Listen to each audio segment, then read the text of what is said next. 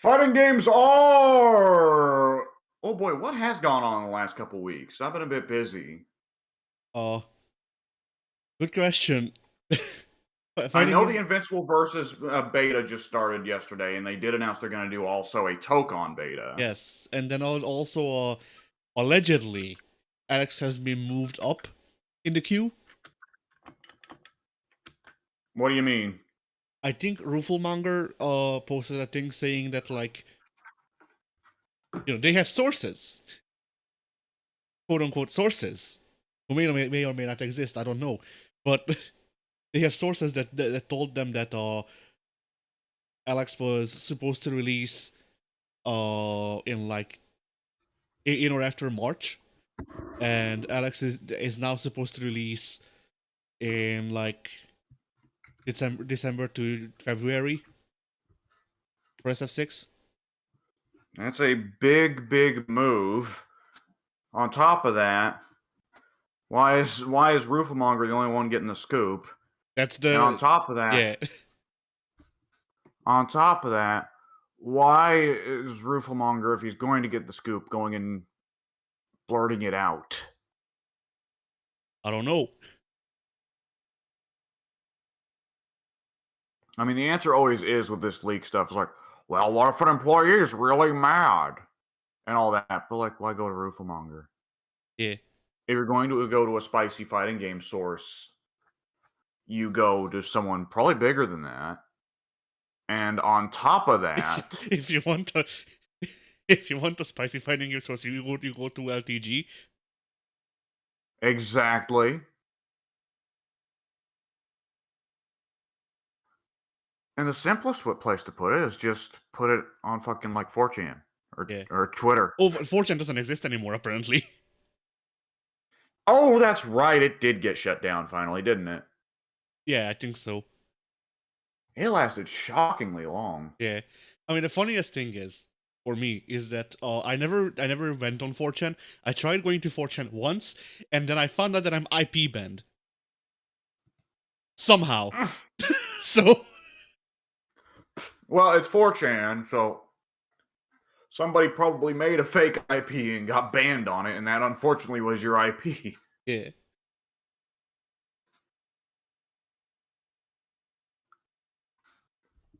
So that was very funny. But All right. yeah, anyway, so for fighting game news, Orika talked about crossplay for Fexel. Okay. I mean, how many features do we want to add onto this incredibly ancient, very obscure fighting game? Here's the thing: we're not adding features. Orika put out a statement saying, "Yo, we can't fucking afford crossplay.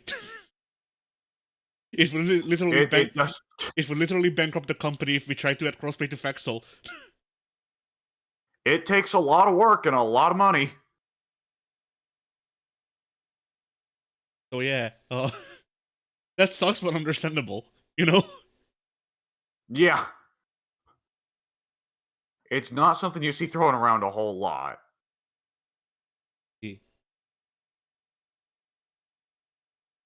Then, the Avatar fighting game, we figured out the control scheme or whatever. They showed off the control scheme. They showed off all of the things that you were wondering, like which button do I press to go forward? I like to think that somewhere out there actually is someone who is genuinely just that horribly out of touch, but nonetheless pays attention to YouTube videos. Yeah, Such a person probably does, in fact, exist. probably.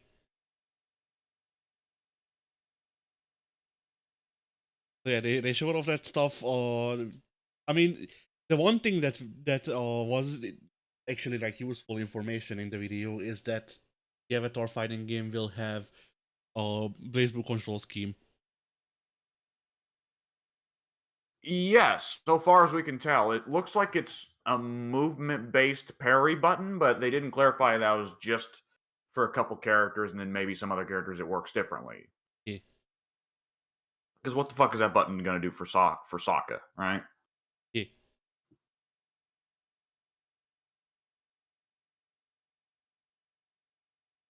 then yeah, there's gonna be a second Tokon beta, at the same time as the Yeah. Avatar beta, I think. Yeah, that sucks for the Avatar beta, because they're not going to be getting the highlight that week. Yeah. Tokon, correct me if I'm wrong, this beta, Spider-Man and Ghost Rider will be playable, right? Yes. The And did they not different. also Yeah. say that the Savage Land and Xavier Mansion stages will be playable as well? Yeah. Okay, cool. Shout out to the Xavier Mansion, by the way. Look at all these characters who aren't going to be playable. Yeah. Literally, like two out of the three guys that I was hoping to be on roster just deconfirmed immediately. Gambit and who? Nightcrawler. Oh, that's right. Yes, Nightcrawler. I don't think that we can entirely discount the possibility of these guys being DLC, though that's the Addy curse that all the characters you want to play are DLC. But yeah, Gambit being left out is one that does sting a little bit, I think, for a lot of people. Nightcrawler, we've never quite got a taste of in fighting games. But what was it I was going to say? And I think that's just about it. Though they did suspiciously okay, we got Colossus and Gambit and Rogue and Professor X and I think Jean and Dazzler and whoever else standing around, so they're not going to be in. But we didn't see Cyclops. Correct me if I'm wrong. I don't think we saw Cyclops. We didn't see Soft Serve, so she might be included. No. Yeah, Soft Serve is also in. We knew this a long time ago, though. They couldn't leave her around. Maggot, he's guaranteed in as well. Just logically, I mean, look, he's not there. If Maggot is not on screen, the viewer should be asking, "Where's Maggot?" Anyways, so God, Jean was on the Xavier Mansion stage, right? Hang on, now I gotta look this up.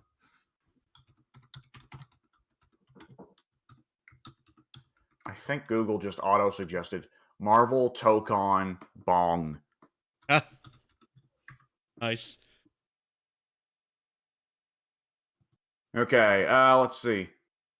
Iceman, Gambit, Rogue, Angel, Beast, Colossus, Nightcrawler.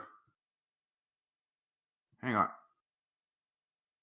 It looks like out front. Okay, Kitty Pryde and Lockheed have a statue, but they actually aren't standing there themselves, which is interesting. That doesn't necessarily deconfirm Kitty Pryde. At the same time, it'd be weird to not have Gambit or Rogue playable, but to have Kitty Pryde, because Gambit and Rogue are a lot more popular than her, but whatever. Yeah.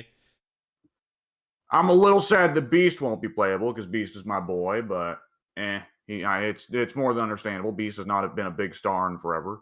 Oh, Psylocke's there, so she ain't in.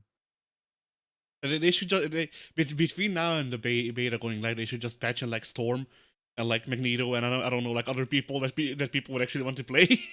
Just everyone, deconfirm everyone. Yeah. So the stage also seems to change somewhat because Gambit steps away from the park bench and goes and leans on a wall. Nightcrawler comes closer to the viewer, and Psylocke walks on screen. Yeah.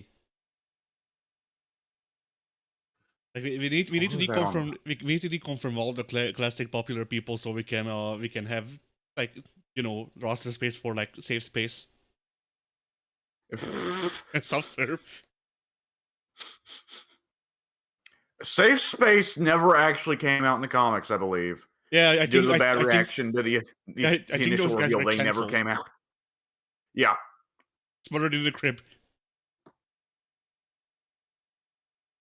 I thought the chick with the backpack it was a neat idea, but otherwise, oof. Oh, the cat is now attacking my door. I should perhaps let her in. Let me step up for just a second, but no need to pause the recording.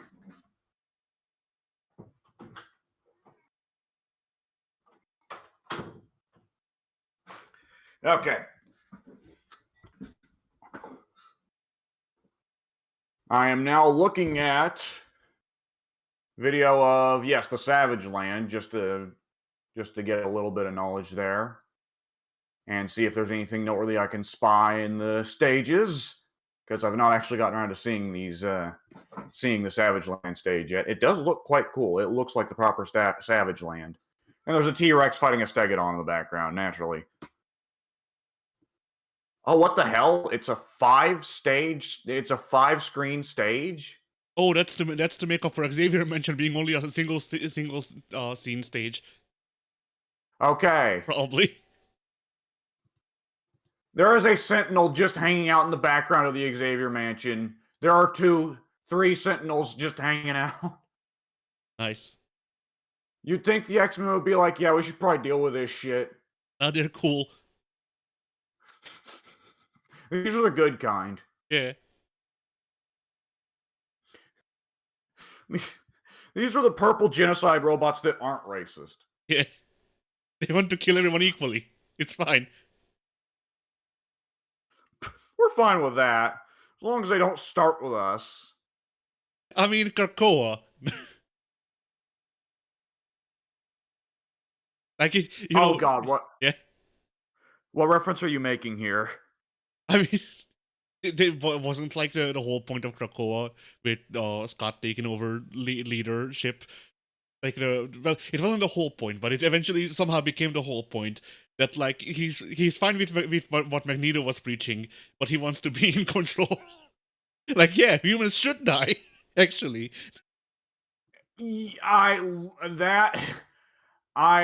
that is the interpretation that I think is a perfectly valid thing to take from several things of what went on there. To my understanding, the original intent.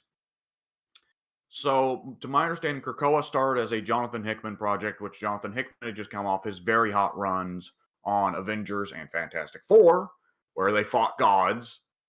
And he wanted to make an X-Men story about the X-Men making their own nation. And when he started it, he was the head of like a creative team of like 12 other writers running like 12 comic books. Fucking full-blown classic 90s X-Men have 12 comic books. Half the fucking Marvel lineup is X-Men. And the idea that he was running at the time heavily implied that the X-Men were actually being discreetly brainwashed and wouldn't have agreed to this if they weren't being subtly manipulated, right? yeah. But Jonathan Hickman had a point where he wanted to end. He had a beginning in mind and an end in mind, and he vocally said that he feels that comic book writers should not fuck up the guy who comes after by doing some shit when they're the one in charge of the comic that then the next guy has to fix. He said, I believe the exact phrase he used was, I believe that when you are wrapping up your run on a comic book and have to hand off to another writer, you should walk around the room and pick up all the toys and put them back in the toy box. And Jonathan Hickman got taken off of the X books after a few years. I forget whether he stepped down because he had to go do something else or if he just was getting too worked up about it, or if Marvel took him off. But because Krakoa was going really well on social media, and by now Marvel Comics don't really sell comics, they just try and get big on social media, they kept Krakoa going, like years past what Jonathan Hickman intended, and they dropped all the sinister aspects of Krakoa and just presented it as this unambiguously good thing that actually Magneto was right and mutant kind should go off and leave and make their own thing. And that any mutants that want to stay with humanity shouldn't be allowed to. They should be abducted and forced to live amongst mutant kind. Because that was the really big fucked up thing they did early on. Is the X-Men fucking kidnapped little Franklin Richards. He's not a baby, but little kid Franklin Richards. Because Franklin's a mutant. And Mr. Fantastic's naturally like, what the fuck? You kidnapped my kid! And they're like, well, he's a mutant. He should be with his own kind. And Mr. Fantastic's like, fuck you. At the very least, let us move in with him so he can still be his parent. And they go, no, you're not mutants. You're just stinky spacemen that got hit by cosmic rays. It's different. Fuck you. Stay in New York, asshole. So anyways, yes, Krakoa was a big, disgusting mess. I got a little confused, though, when you said Krakoa, though, because my mind mixed up with Genosha, which was an independent mutant nation in, like, the 90s.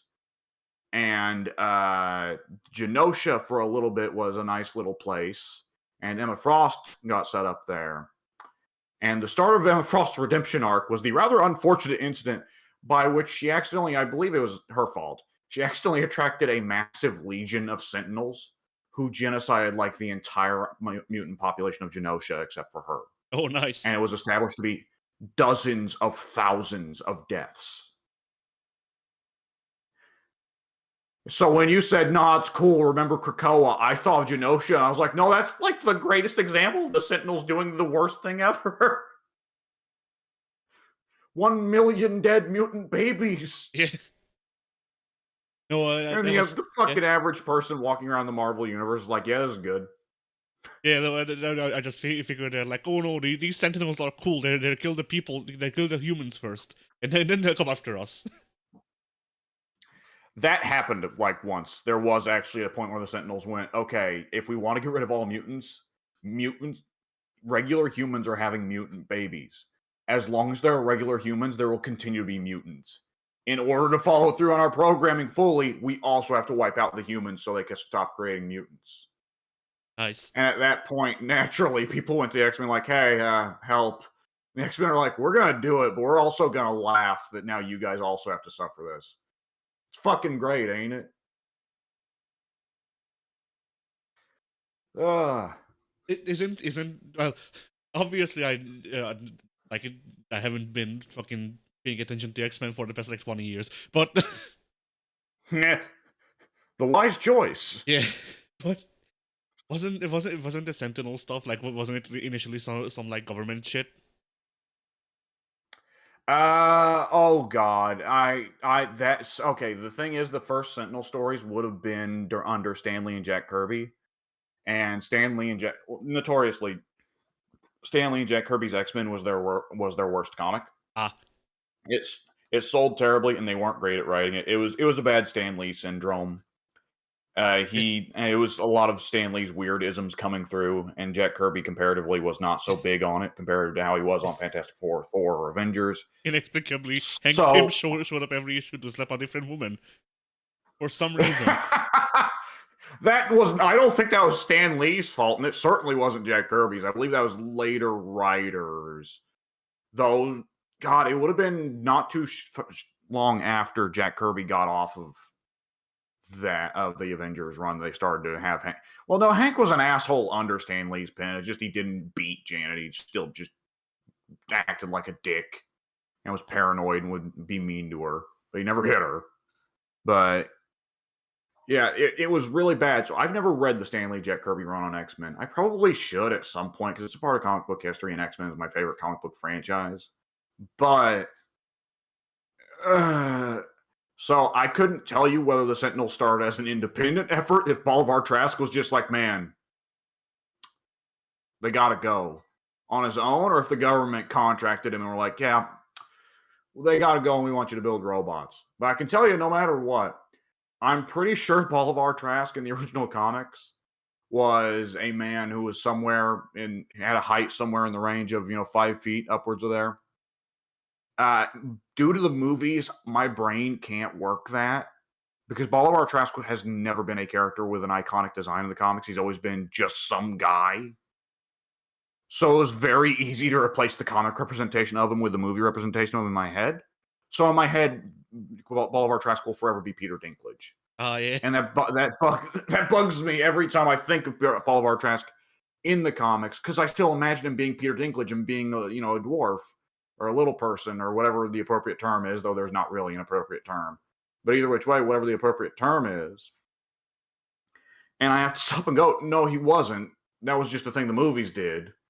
Though to be honest, it's at least a little bit more interesting than just having him be some guy who the only thing that was having him be White Bread Man, and the only thing that was special about him was that he built the purple genocide robots. Yeah. So, anyways, there you go. There's the Xavier Mansion. Now that I've sufficiently hijacked the fighting game news with X-Men nonsense.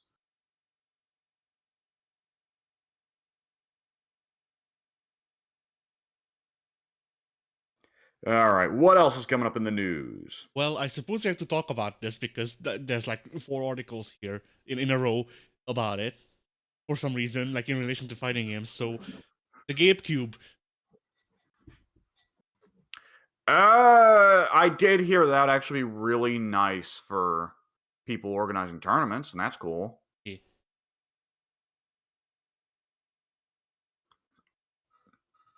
I'm not knowledgeable on it at all, though. I've not been paying attention.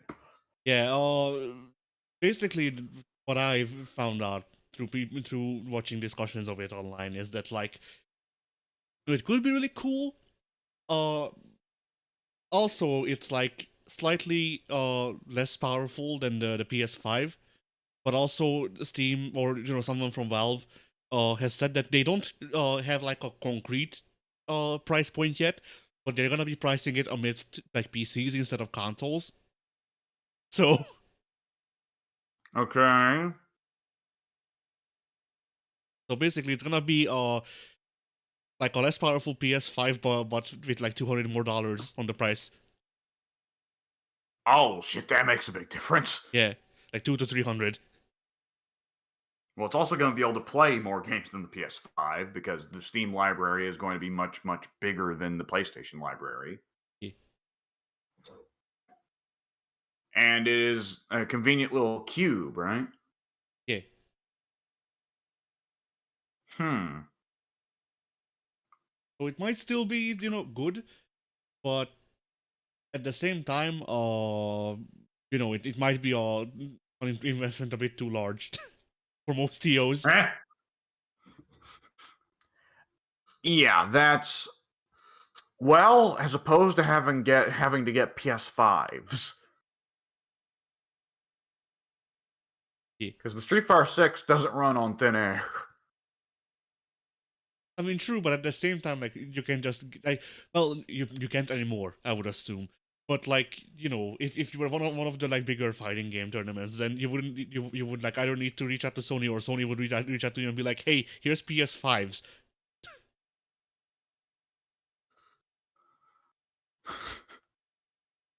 Ugh. It's on the house. Fucking John Sony would just materialize in your living space, and he would go here have 15 PS5s. It's on his house. It's not. He just. He raises his hands like a fucking archvile, right? Yeah, But instead of people getting lit on fire, PS5s just appear at their feet. yeah. All that stuff about the shortage of the graphics cards, not true. Made it up.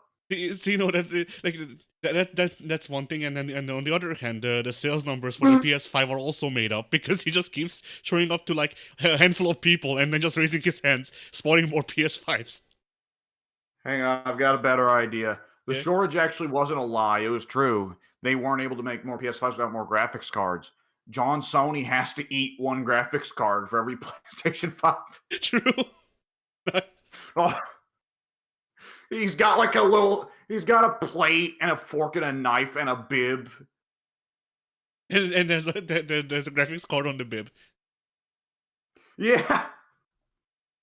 And the little bib graphics card has a pair of eyes and a mouth on it, and it's licking its lips with like a big stupid cartoon look like yum. Yeah. There's a horrible crunching and cutting sound as he chews on the graphics card pieces. Oh hell. So anyway. So yeah, Invincible versus. Apparently I've been proven right. I take it then that from the footage we've got so far, it looks like Battle for the Grid. No, I've seen people's impressions and they literally said it's Battle for the Grid. Okay. This will do better than Battle for the Grid because Invincible is a much bigger franchise with the kids these days than Power Rangers. Yeah. But nonetheless, yeah, that is going to result in quite a few people picking the game up and going, "This looks like shit and movement feels weird." No refund.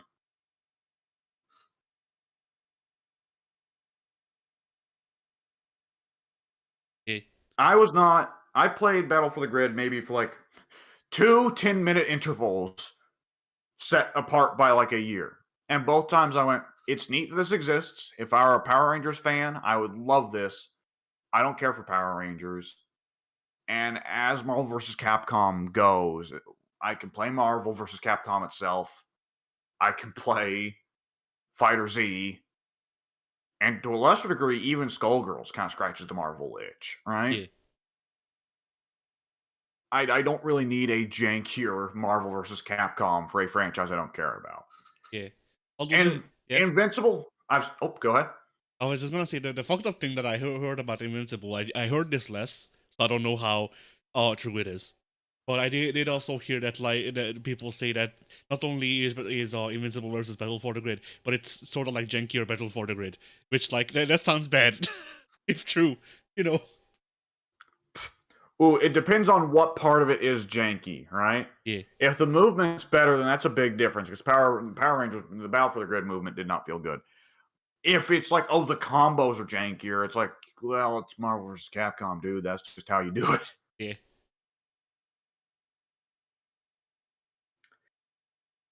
I will say, I only saw like I don't know a few like a few seconds of beta footage because the game just continues to look uninspiring to me. It just doesn't look very interesting, despite the fact that it has a big roster of characters that could hypothetically have different superpowers.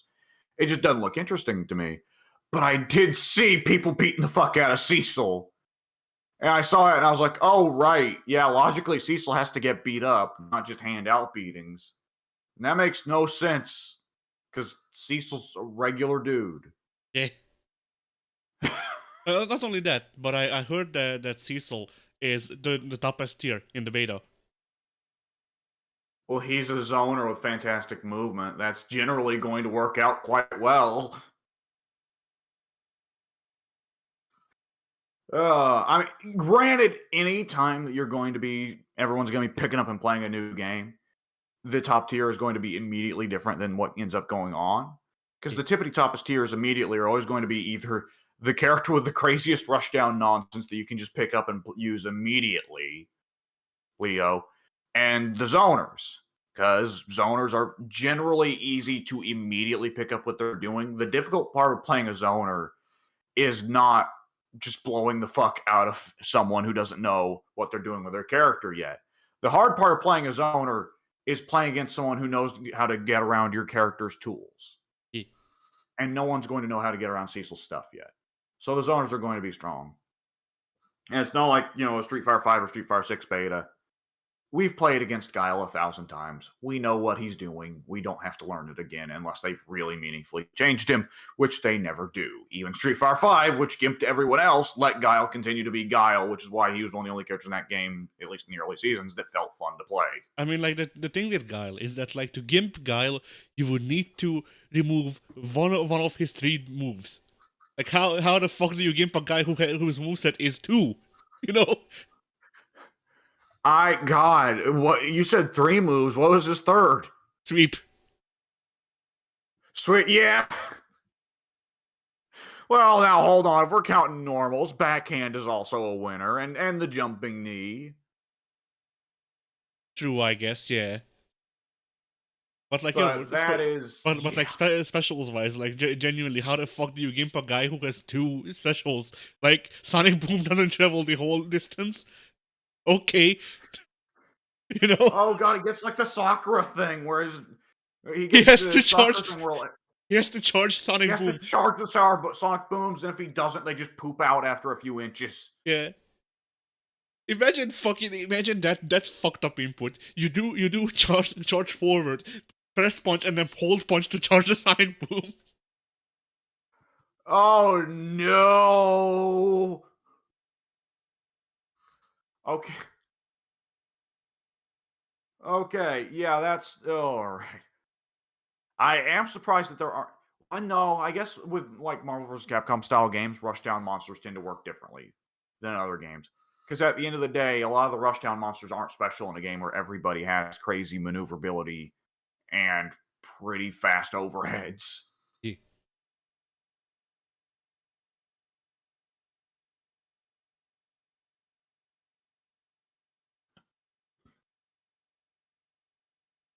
All right. Anything else?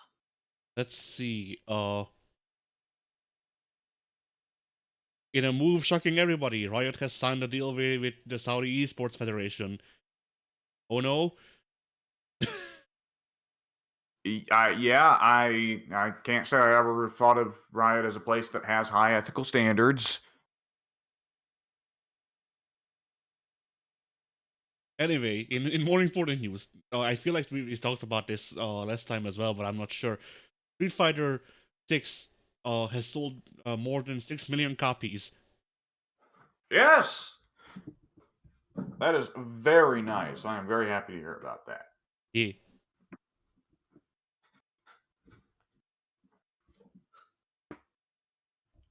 Yeah, I need to go over. What Yeah. were the sales for the past series? Because I think Street Fighter Five still technically higher, isn't it? It is, but only by 2 million, and it had like 5 years. Or not Well, 5, yes. 9 years. Comparative to Street Fighter 6's 3. And I imagine Street Fighter 6 still will not come anywhere near Street Fighter 2 levels because Street Fighter 2 was Street Fighter 2. Street Fighter 2 has had a run for like fucking nearly 30 years now. That is true.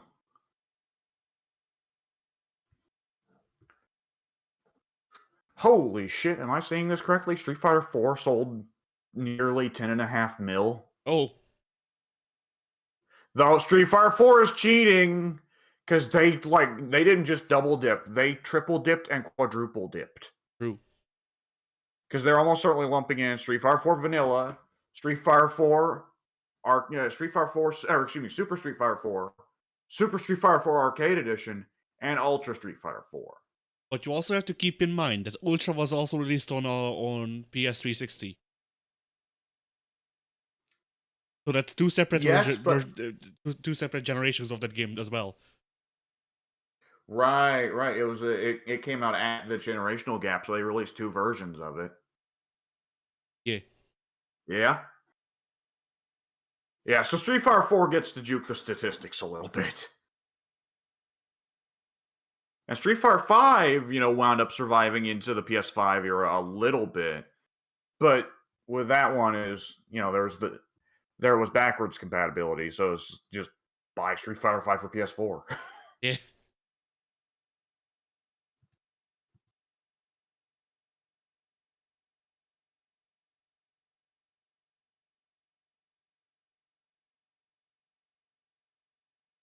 Nonetheless, yeah, that's cool. Yeah.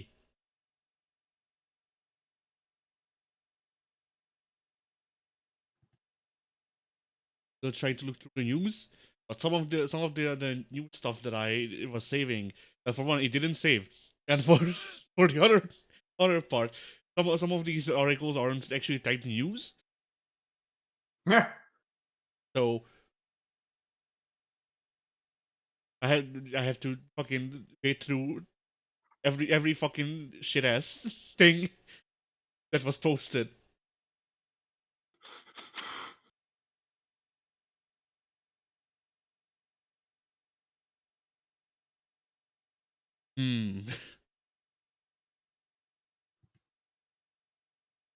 Well, in that case,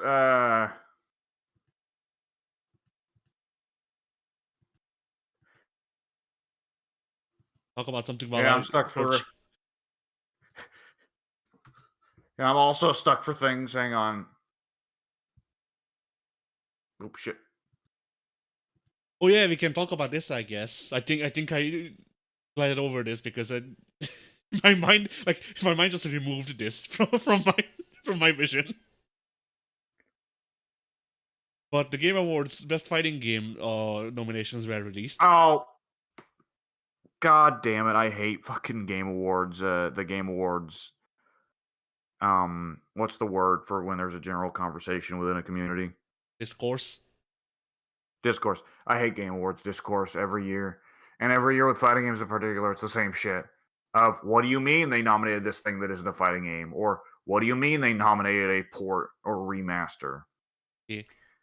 I mean And with this year, it's really bad because it is 3 ports / remasters and then 2 games that you absolutely despise. So what the fuck are we going to talk about? I was gonna bring up that I heard people like one of the big memes that to come out of this was whoever was nominating or whoever was collecting the nominations or whatever the fuck. Just completely forgot about Nan Impact. I imagine they wouldn't want Nin Impact on there because Nin Impact is a joke. Yeah, Now, granted, the Mortal Kombat Legacy Collection has also turned out to be rather controversial, but nonetheless, it has interest behind it, right? yeah, And to a certain degree, the big publishers, Game Awards will give awards to, regardless of whether or not they actually did anything good. yeah. Kojima could walk out there and take a steaming shit on that stage, and they would put a fucking trophy on it. Nonetheless, yeah, I mean, they were kind of screwed this year because this was not a year for new fighting game releases. This was a year for DLCs. Yeah. Like, 2025 was not at all a bad year for fighting games. Street Fighter 6 had a very good DLC cycle. Guilty Gear Strive had a good DLC cycle, and they got to announce Guilty Gear Strive Part 2, Super, Expanded, whatever. Bad year for Mortal Kombat, but I mean, it happens. Thank you for Mortal Kombat, but it's been for the past, 5. So, Obviously, like MK11 sold well and got a lot of praise from people who don't want to play fighting games, but obviously for people who do want to play fighting games, which includes you, me, and everyone who played MKX, it was rough. yeah. I think MK11 will always end up with that weird mixed legacy where there will always be some people that go, man, remember when Mortal Kombat was good? Remember the good old days? You And remember they when point Mortal to Kombat was 11. honest? Yeah. And like you're just gonna kind of be stuck in this position. It's kind of not entirely dissimilar to, man, remember when video games were good and they're just bringing up a picture of Modern Warfare 2, right? Yeah. Of like, I entirely disagree with you on like near every level. I will not say that that thing was the worst because it wasn't. Mortal Kombat 11 was not the worst fighting game. Modern Warfare 2 was not the worst shooter. But I entirely disagree with you. But you and me are grading on entirely different levels here, and what I want is not what you want, and what you want is not what I want. Yeah. So there is no point in engaging with this. Also, like half the characters in your game suck. In Modern Warfare. Yeah. Captain Price fucking sucked. You look at his frame data. Look at the stankiness of Ghost's crouching medium kick. Why did they have to motion capture all of our fucking oh fuck. Shit. I don't remember any other characters' names. Yeah, Whatever. I'm trying to. I want to make a joke about the T800 and MK11 just being Jason from MKX with the serial numbers filed off, but I don't remember any characters from from Modern Warfare 1. Yeah, I was gonna make a joke about the animation quality. How they fucked it up because they relied solely on motion capture. Yep. Oh shit. All right. Yeah, that's embarrassing, but the Game Awards is embarrassing every year. Yeah. The reward is almost certainly not going to go to any of the ports. If it does, that'll be a big like, what the fuck happened? How? Why? Oh yeah, what? yeah. No, the award is going to 2XKO. Like that's a done Almost deal. certainly. I mean, Riot would pay more than SNK. That's just the end of the story there. Yeah. And as much as I, however I feel about most of the games nominated, really when it comes down to it, my only real objection against Project L being here is the same that it was with Multiverses. The game isn't released yet. Is it not? I thought it was. I thought people No, were it's playing in it. it's in alpha. Oh, it's gonna be an alpha for like a fucking decade. The Cannon brothers are not the fastest workers on the planet. Although I do think it will be very funny, or it would be very funny if it went the same way as Multiverses, where it's like, all right, it wins the Game Awards award for best fighting game. 2 years later, shut down. Oh boy, yeah, that's there's a lot that could go on there. I think the Multiverses story will wind up being one of those special ones in history. I don't see it repeating for 2XKO, but nonetheless, I mean, and then never say never. Yeah. With that said, I don't think I've ever seen a fighting game go into beta to the point that it's pretty well just out and out an actual game that you can play and everyone can play. And it's not like a timed beta. And it goes on for like that for 4 months. And then the devs retroactively reveal like, oh, it's actually a timed beta. We just never told you. Yeah. We're now taking it back out of your hands for like a year or two. I've never seen that happen. And I don't know what the story was there. I assume we'll probably never get to hear the story from it because that team did not seem like they were made up of a whole lot of people who were going to be talking anytime soon or would want to talk. But nonetheless, I would be terribly curious what the story is behind Multiverses because I bet you that was the biggest rights clusterfuck of all time, that there were arguments and bitching about that. And I bet you that there was a lot of bitching from Warner Brothers Corporate initially about the launch date of the game, which was this plays too fast. We want something that plays slower so that grandma can play. This plays too fast. Also, it's not enough printing enough money into my pockets. Well, yes, that's another thing of we wanted this to make Fortnite money immediately. Which, of course, none of them would pay attention to or care about the fact that Fortnite did not make Fortnite money immediately. And correct me if I'm wrong here, Fortnite didn't even launch with the Battle Royale game mode. That depends on how you want to put it, because originally the Battle Royale game mode, like the Battle Royale part of Fortnite, wasn't even being developed, I don't think.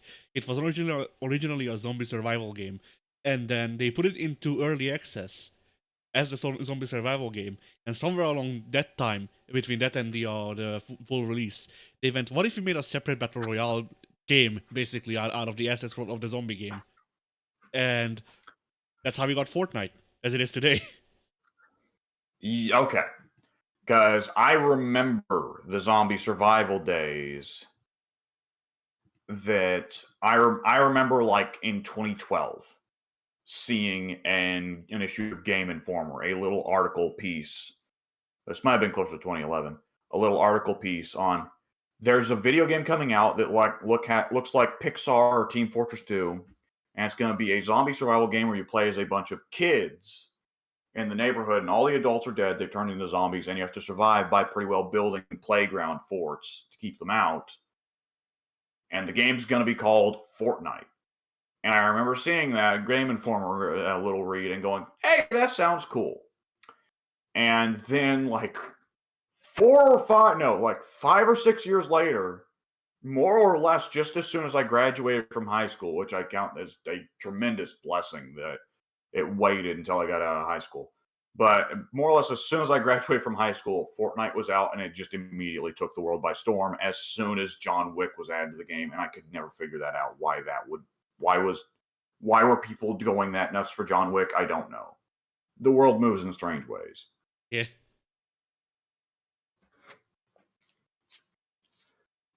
All right. Either which way, yeah, Game Awards. That's stupid. Yeah. Next. I'm looking. I mean, presumably there will be some degree of news that goes on that comes out of the Game Awards, though it's anyone's guess whether it's actual fighting game news.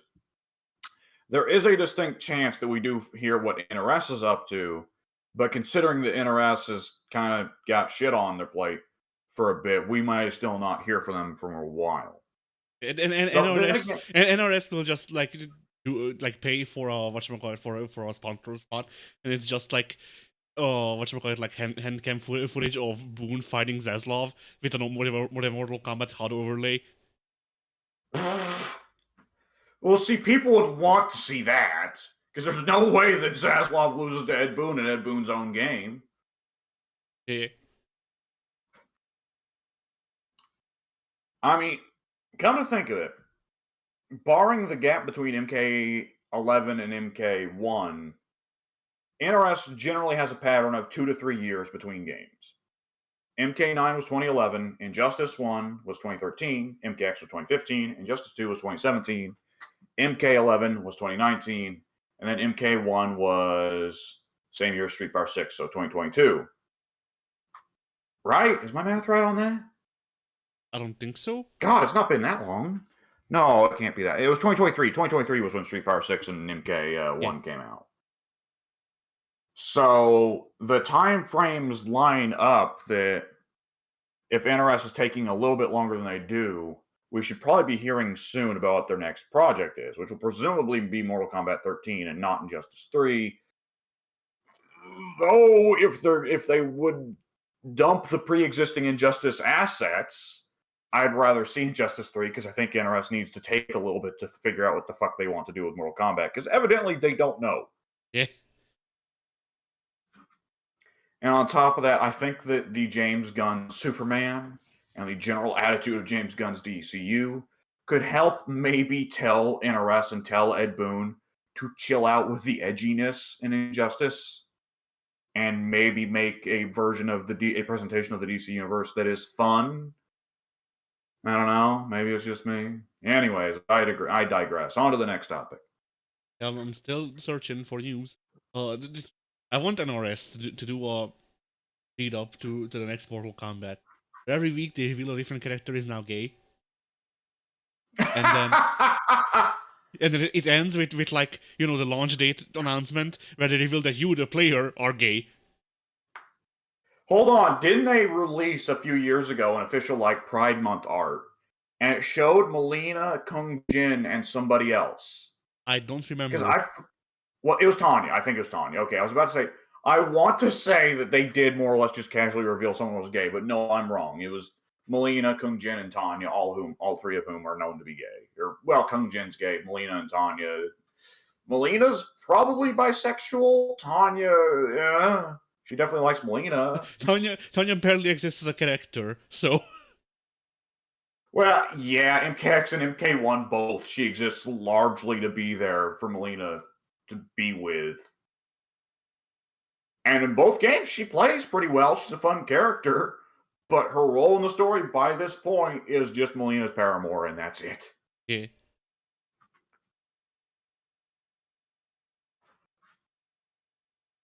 All right, well, it's not news, but I did find a couple of topics. Do you want the interesting one or do you want the funny one first? Well, let's start with the interesting one, then let's wrap with the funny one. Let's play Guilty Gear. Right. So the interesting one that I think could have we could have a interesting discussion about is what series has the best cast of all time? Oh boy! Oh Jesus! That's a grand question. That's a big one. Yeah. Oh fuck. Oh boy. Okay. Well, there's metrics to compare, right?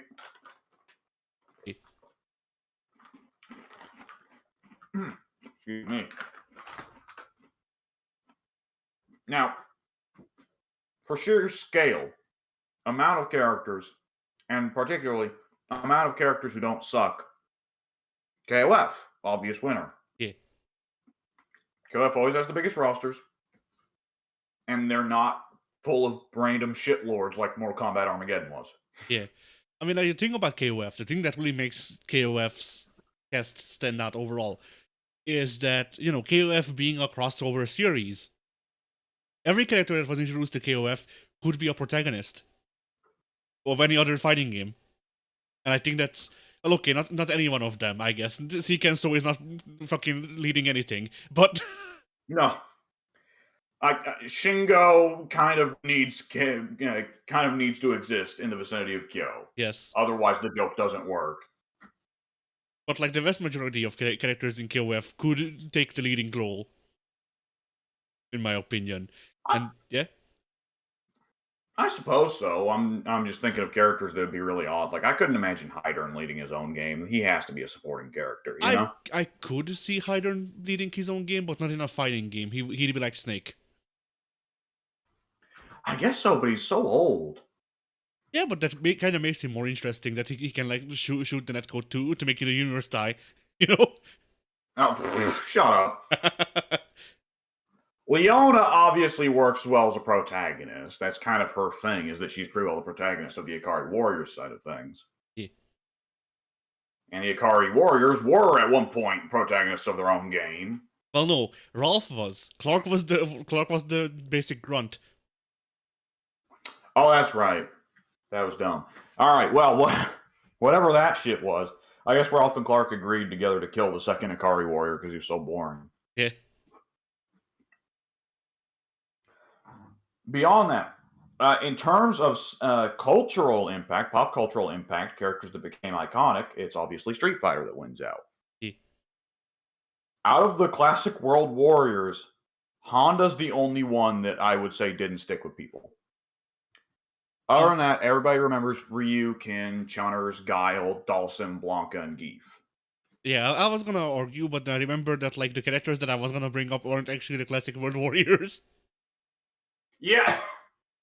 Right, because you could say, like, well, T-Hawk didn't stick with people. Yeah. No, he didn't, but he wasn't a World Warrior. Yeah, T-Hawk. He was a new challenger. New challenger or whatever. Yeah. Yeah. Yeah, like T-Hawk, Fei Long. That's it, honestly.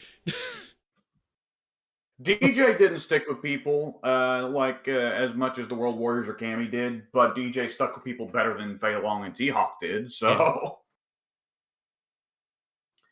yeah. I mean, even with the Four Kings, like Rog, I would say didn't stick with people too much. He's kind of just like a pretty racist stereotype of black people. But Sagat stuck with people, and Bison stuck with people. Vega, yeah, I think he's kind of in the middle. Yeah, Vega. He's a little too weird for people to get attached to, but he is distinctive. Vega would be less remembered if his AI wasn't such a bitch heel. Like, there's that, yeah. Like if Vega wasn't a shit to fight against, and if he didn't cheat, like even more so than usual for the Street Fighter 2 AI, then people wouldn't remember him quite as much. But because he was a pain in the ass to fight, and because he cheats even more than usual, that makes him stick in your mind. And while we're talking about about characters who had reasons outside of their just simple design to make them stick around, Bison wouldn't have stuck around with people if it weren't for Raul Julia. Yeah.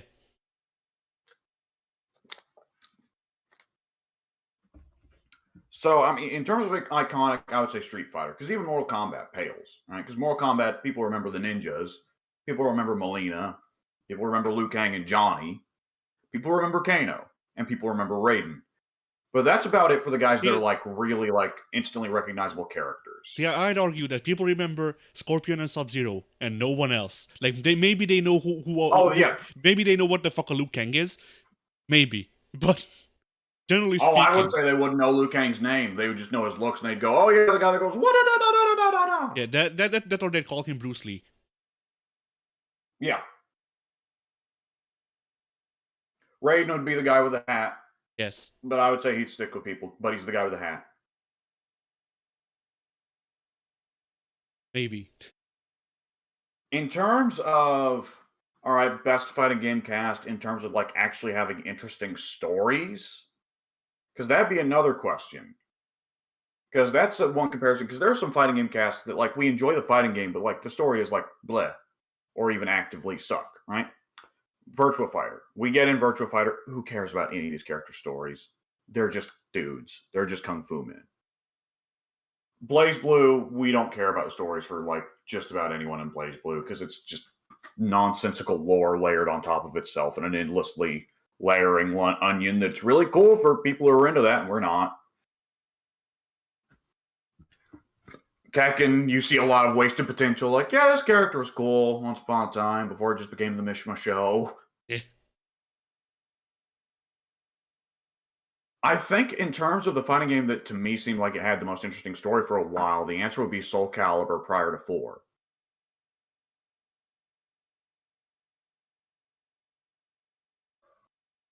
See, for me, like, I never really got attached to the story in Soul Calibur. Like that's the weird thing where like Soul Calibur, it was supposed to be the fighting game with the most story. I can't tell you fucking shit. I know that Siegfried was Nightmare. That's the story that I know. I think I'm biased on it somewhat because Soul Calibur was by and large my first fighting game, so it would have been more impactful for me as a result, and it would have been a lot more paying attention to the fine details, even if the fine details don't really demand or deserve to be paid attention to, right? Sure. But yeah, for me that'd be my pick. But what would be your pick for like best fighting game roster, like story wise, and the characters like having interesting stories? Hmm.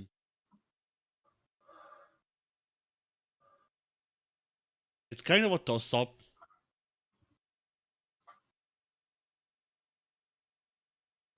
Like it's a three-way thing because I could give it to either Street Fighter, KOF, or Guilty Gear.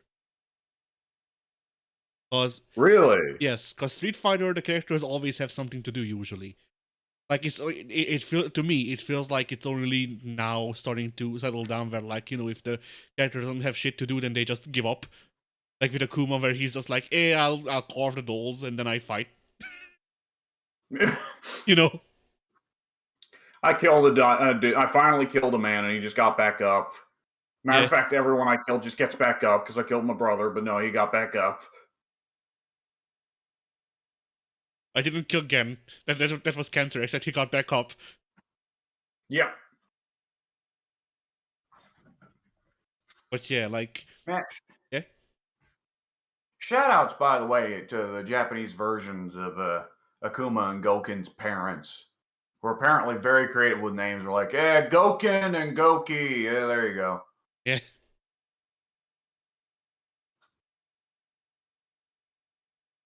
So yeah, I feel like with the small like story stuff that we don't really get anymore because of reasons. Which like even with Street Fighter 6, like sure I said that and like the arcade modes are kind of like that, but they put most of the story stuff in World Tour. Yeah. And like there is a lot of characterization in World Tour, at least. Yeah. For these characters. I just wish there was a more direct way to access them as well. Like or like I wish that arcade endings elaborated on stuff from their perspective.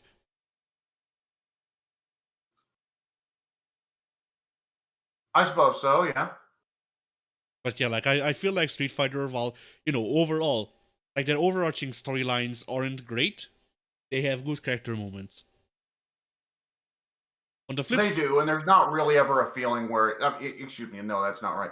But it's rare that you get characters who feel like they're just there because it's like, ah, fuck it, we're just gonna throw you in. Yeah. Street Fighter 4 had a little bit of that going on though, where some of the characters that came back from Alpha 3 are like, yeah, I'm just here because you want to play as me. Yeah. Then you have KOF, which sort of has like the opposite. Because like with KOF, there's always the overarching story, and everyone kind of feeds into that. But also, a lot of times they give the characters some reason for them to be there. That's not just, hey, I was invited to the fighting game tournament. KOF to me, like the story for half the KOF cast in any game doesn't even feel like they have something they really want to do there. It just kind of seems like this is an excuse for all the KOF dudes to meet up once a year. Yeah. And be like, hey, well, how you doing? Oh yeah, it's good seeing you. Yeah, kind of.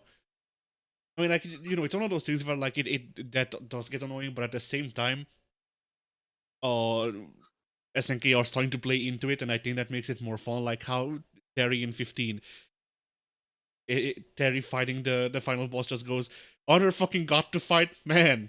Wouldn't be KOF." Yep.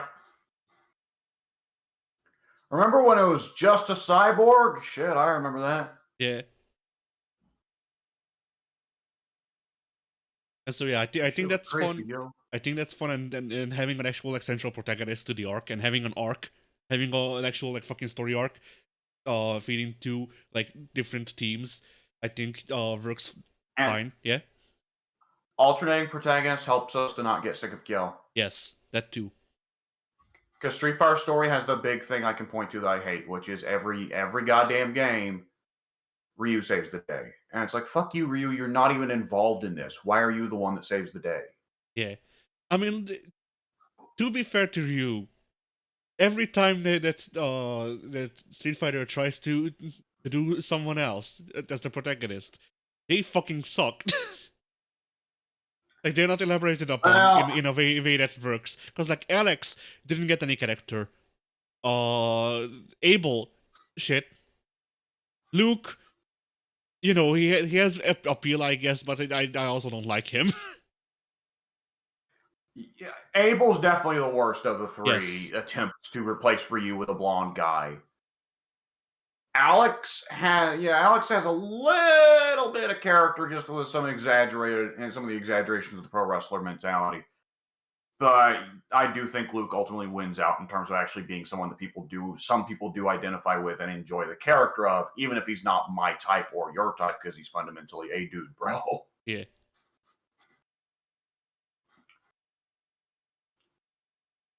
I Guilty Gear, though, you are right to bring up Guilty Gear. Initially, I was like, really, Guilty Gear? Because, like, I don't know, what's Faust up to in any given game? And I know I had to go, like, no, actually, Guilty Gear, like, has a pretty cut and clean story from beginning to end, with virtually everybody reaching a satisfying conclusion to their character arcs. Yeah. Not only And yeah. no other fighting game has done that. Yeah.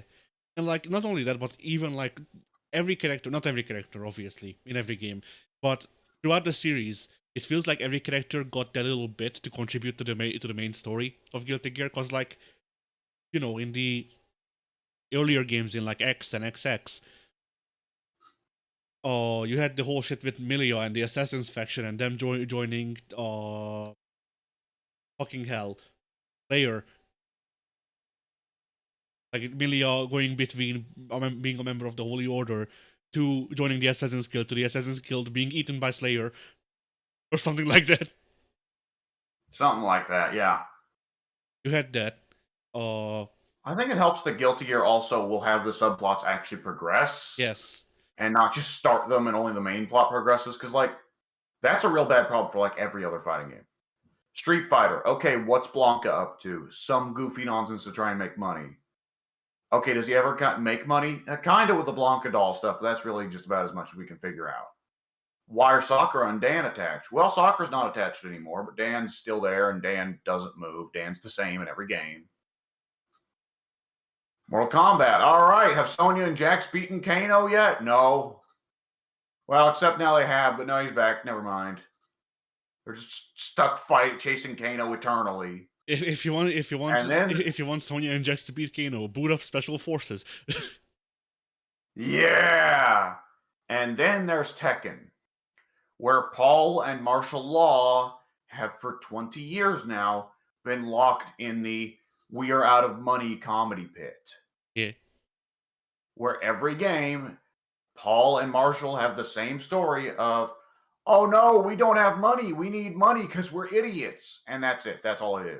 But hey, now it hasn't been 20 years. It would have been like after Tekken, or well, including and after Tekken 6, because in Tekken 5, Paul's story was that he's gonna go up to space and fuck aliens. I forgot about that. So like you're not wrong, but also your time scale is off. Jesus Christ. And they bring Marshall's kid into it. That's also the only thing Forrest has to do in the story. And it's like, then why does Forrest exist? Because he and his dad look exactly fucking alike. Yeah. Okay. And they play the exact same fucking way. Okay. So Paul and Law being stuck in the poverty pits, will be going on for fuck 18 years. Yeah, nearly 20. Yeah. I mean, Marshall's been stuck in the same pit since the beginning. Marshall was born in the, oh no, bad restaurant bad, need money pit, and he hasn't fucking moved. Yeah. The Changs, correct me if I'm wrong, Michelle and Julia, the Changs have never moved beyond, I want money to protect the environment. Well, no, actually, I'm wrong, because Julia finally got to move on to being a luchador and then being a YouTuber for some reason. Yeah. So she got to finally do something different than the usual Chang thing of, oh, save the animals. Yeah, Julia's gonna be in Tekken 9. Julia's gonna be starting up her OnlyFans so that she can support the environment. She can support nature through the money. Well, see, it seems like they just make up different shit for Julia every game now. Yeah. All right, what's Julia gonna be up to when she gets added to Tekken 8? Well, see, she's now started an AI startup, and she's lost all of her money on the monkeys. She thought they were talking about actual monkeys, and then she saw that they were JPEGs of monkeys, and she went, "What the fuck?" For some reason, JP gets added to Tekken 8. She got so angry about it that she fisherman suplexed the guy. I like this idea of JP just guest starring in other people's games, and then it turns out that he just did a fucking rock pull and FT scam of one of the cast members. That's his way of matching the Terry Bogard go to every game philosophy. He popped into KOF. Who in KOF then would be the guy who gets fooled by JP into buying apes? Diamond.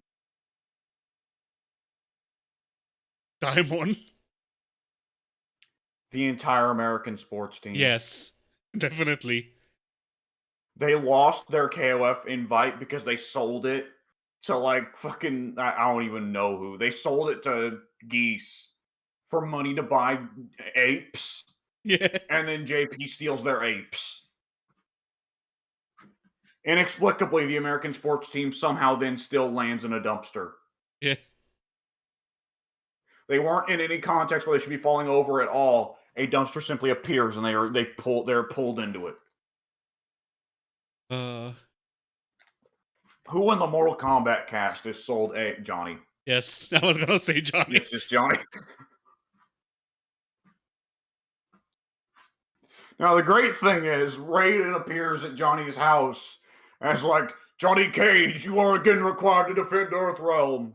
And Johnny's like, "Oh, Raiden, they took all my apes. I'm going to have to sell the house." "They stole your apes?" "Yeah, Raiden. We must go get them back. We must go get Cages." Oh, shit. Guilty Gear Ramletar. Yeah, Ramlethal, absolutely. And she wouldn't put it over having them being stolen either. Yeah. She'd just go, "Oh." She just cram a hamburger in her mouth. Yeah. Not chewing either. In Blaze Blue, it's the Like Blaze. In the Blaze Blue, it's the Blaze Blue fans. Yeah. Oh, do they even buy the gotcha? Well, some people did. I don't think enough people did for it to not close, but you know. Evidently not. They're not buying the apes. They can't be fooled. They know what they want. Yeah.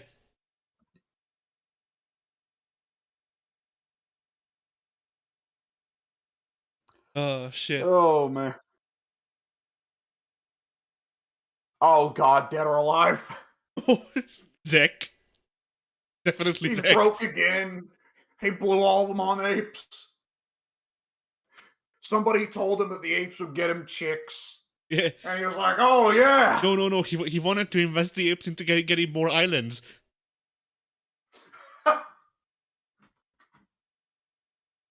Well, that's the thing. Some of those money bros would be stupid enough to give you an island for apes. Yeah. Zack fails upwards to such a degree. Zack would be the one that JP couldn't get, because JP would be like, "Oh, I'm going to steal his apes," and Zack's already somehow traded the apes for like fucking Hawaii. Yeah. And he's moving everybody out of Hawaii so he can have nothing but hot martial artists. And then he probably blows up. Virtua Fighter. Oh, fuck. Hi-chan. You're wrong. Okay, remind me, is Pai-chan a little girl or the old dude?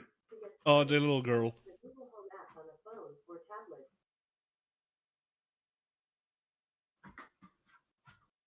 Oh.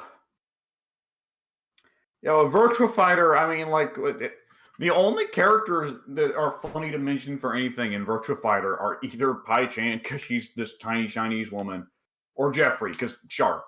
Yeah. But Jeffrey wouldn't even look at the apes. JP would have to figure out a way to pretend the apes were sharks. Yeah. And even then, he wouldn't be able to steal them from Jeffrey because Jeffrey would already be suplexing them. Yeah. What the fuck is Virtua Fighter 6 going to do with Jeffrey? Because they're not going to leave him out. He's a Virtua Fighter classic. He's always been there. But if they're going to try and give Virtua Fighter an actually good story, what do you do with Shark Man? You had a DLC character called Shark-san. Is it like Kuma? Yes. It has a martial art built around just jumping around, pogoing around on its flipper. Yes. All right, fair enough. It's moves that it's moves that is made up of like drop kicks, azugidis, and biting. This shark was trained by Dural. Yeah. No. The shark was trained by Wolf Hawkfield. Well, then I'd have to main the shark. We can't have that happen. Fuck. But yeah, like... Yeah, that's good shit. Yeah, to go back to Guilty Gear and the story stuff. So yeah, like, I feel like, you know, in every game, someone got the highlight. Like, in Exord, they just have a fucking spot in the story near the end. Where... for no real reason, like, Soul is just like, yo, Johnny, can you give me a lift? Let's pick up Chip on the way for some fucking reason. Also, Slayer. So he does. And then, so it's like, I'm gonna go kill my wife again. Y'all figure shit out. And then Slayer, Johnny, and Chip just make a less stand where they kill like 1 million people. Of which Slayer probably killed 900,000, and then Johnny and Chip split the last 100K. Oh shit! I mean, logically, Slayer's that character on the cast that they could throw at any of the problems to solve them. He just can't bother. Yeah. Like logically, most of the Street Fighters like, yeah, Cody could probably fix this. He won't.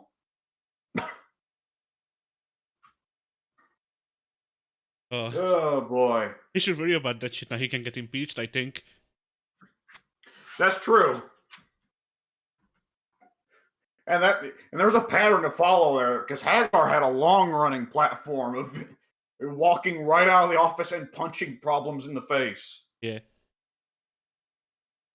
Hagar pile-drived poverty straight out of Metro City. The concept. He went up to a homeless person and he reached into their soul and took the concept of poverty out of it and pile-drived it. And instantly that homeless person became like a fucking billionaire. Hagar is the sort of character where like I would like completely seriously expect him to, or you know, I would expect him to completely seriously put out the ad that was like, we're gonna cut homeless people in half.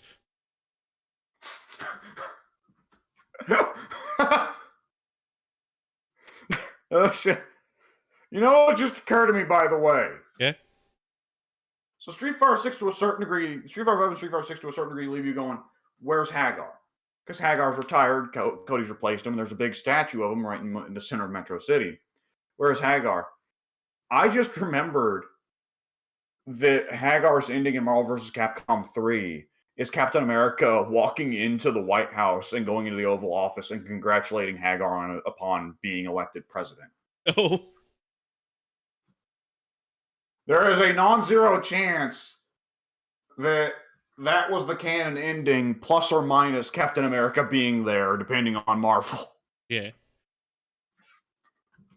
I mean, I feel like the thing with Marvel Infinite and the Marvel vs. Capcom crossovers in general is that I almost prefer if they're going to bring the universes together and they're never going to do a Marvel vs. Capcom game that has them all meet for the first time and go like, who's this guy? What the hell is this Captain America guy? Who's this Dante guy?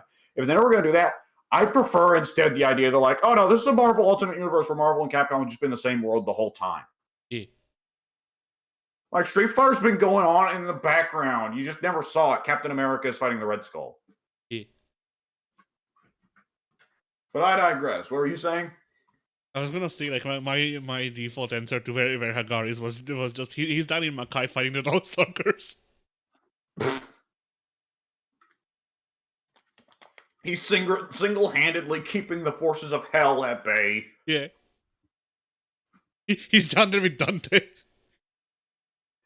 How much work does he really have to do? Because a few of the Darkstalkers aren't even that bad of dudes. Like, you don't need to hold Morrigan back. She doesn't hurt anyone. You know, he's just been like he spent the best like 20 years just pile driving Jeddah.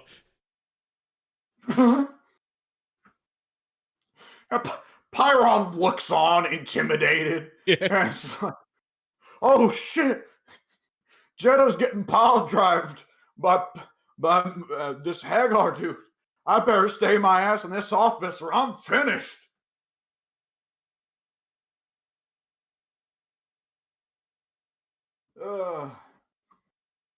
Witzel is hanging out in some fucking Aztec temple with Nikali, and he's not holding Nikali back. He's just looking at Nikali and mocking him for being so lame. Yeah. That's all Witzel does. He's permanently delayed from his planned genocide of all white people by just how hilarious he thinks Nikali is for being so pathetic. Yeah. I wish Capcom would confirm that the Darkstalkers universe actually exists in Street Fighter, but it's like a separate thing that they have to go to, because I want it to be canon that between Street Fighter 4 and 6, Akuma just went down there to train. I mean, it's not that like unfeasible at all. I mean, Tekken is just like, yeah, Akuma hung out with the fucking Devil Gene nonsense. Yeah. He was there. And that's part of their canon story that he did that. Yeah. Like, Street Fighter has to, on some level, have the crazy supernatural nonsense. Because, like, what the fuck even is Bison? What the fuck even is Kage? Yeah. It's one thing for it to be a martial artist and have a split personality. But Ryu wasn't suffering from multiple personality disorder. He wasn't he wasn't suffering from dissociative identity disorder. Yeah. That was actually just an evil demon in him that he kicked out, and now it's just running around on its own. So demons are apparently pretty undeniably real in the Street Fighter world.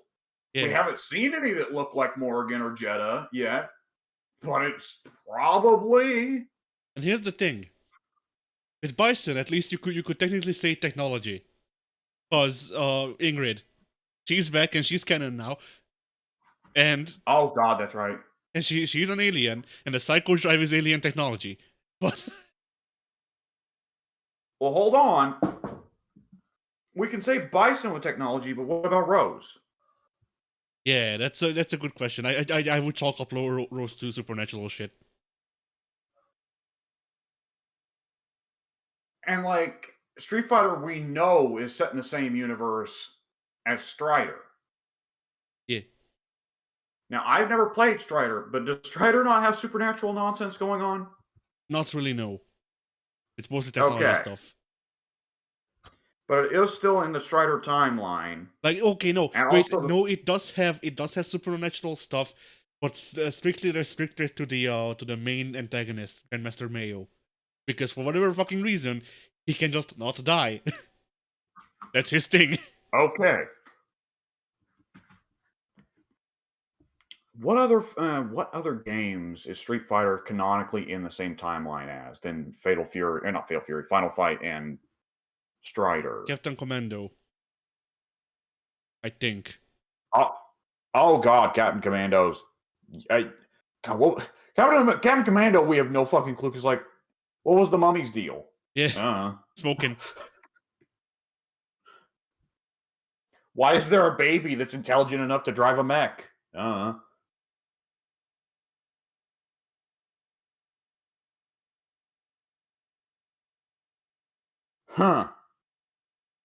Yeah, I mean, logically, like, anytime you get like, oh, well, all the Capcom stuff is canon, like, no, that creates too many issues.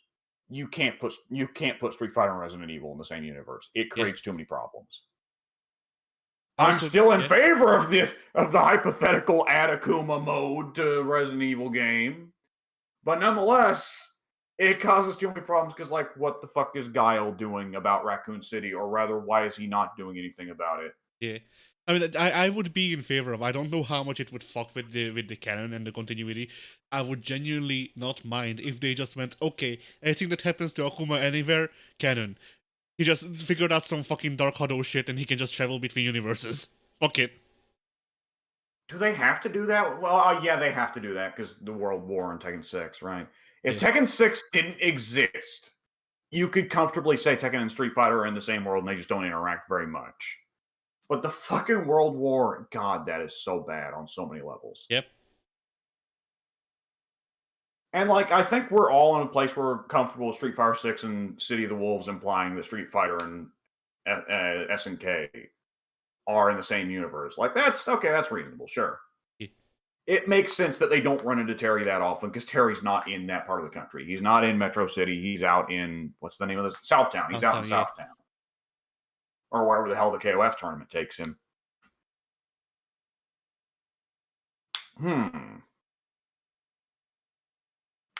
Mega Man they could probably get away with, but Mega Man there'd be no point to being in the Mega Man universe because the Mega Man universe is further along than even Strider. Correct me if I'm wrong.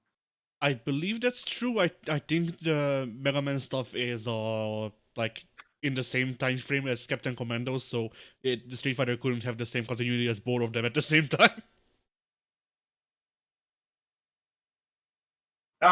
Yeah, I guess that would make sense because like Captain Commando would be like, okay, where's all the robot men? Yeah. Right, 20XX. It has to be this century, which is only going to create more problems for the Mega Man series as time goes on. Yep.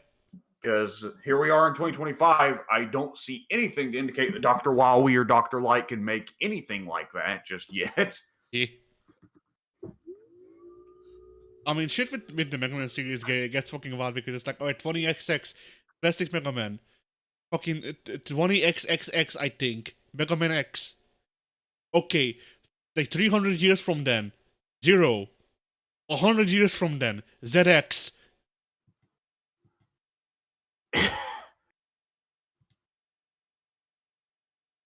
I 20XXX? I think so, yes.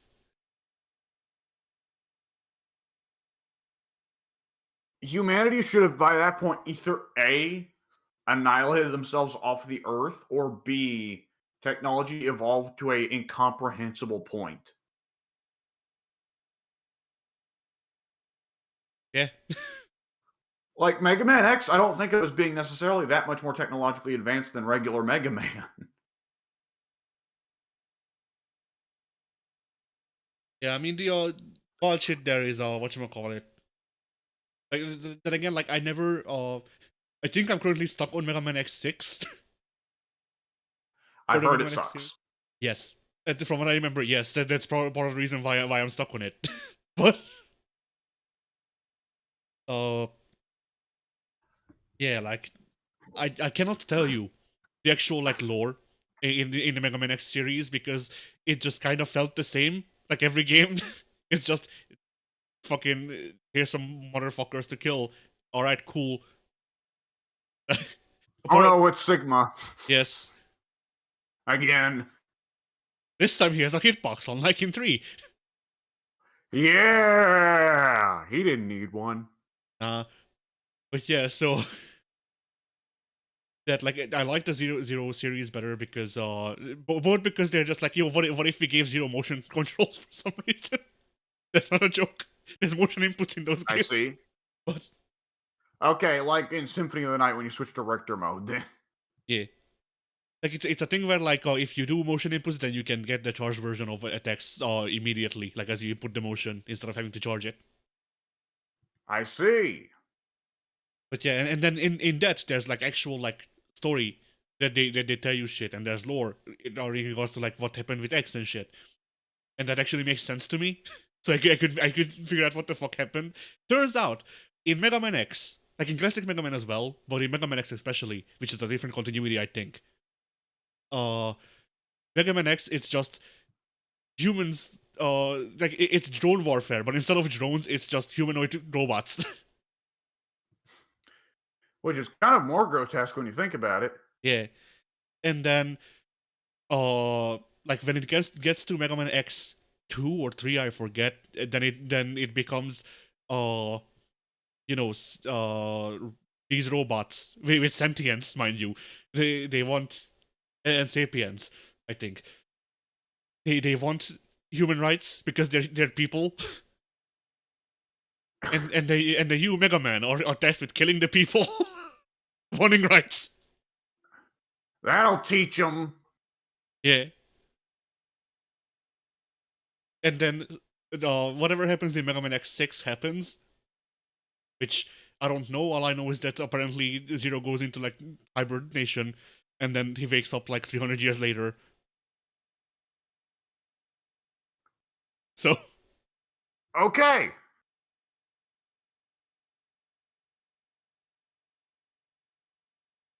yeah, the Mega Man the continuity stuff, like even like internal to Mega Man, the continuity is kind of fucked. And then when you attach it to the wider Capcom thing, it would be like, okay, how the fuck do we reckon with this? Where is Ken Masters and his cool sunglasses and his friend Kyle or whatever? Oh no, Street Fighter 2010. Yeah.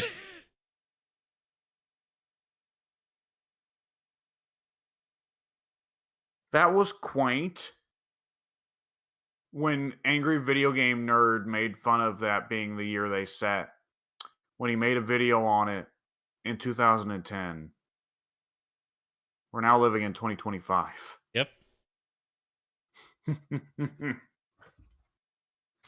Oh boy.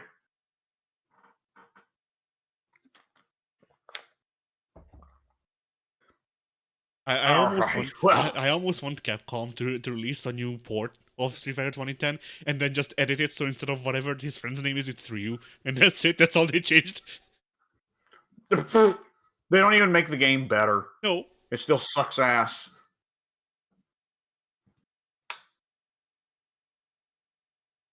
Fuck.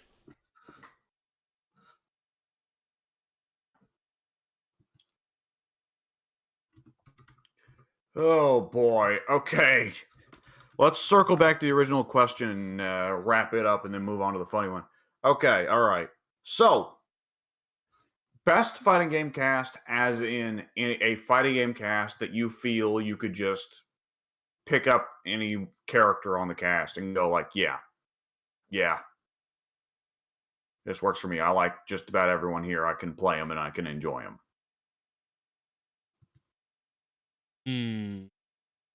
That one's very difficult because I feel this way about like the majority of characters in many series. But there's always the couple where it's like, I look at the character and I'm like, yeah, no.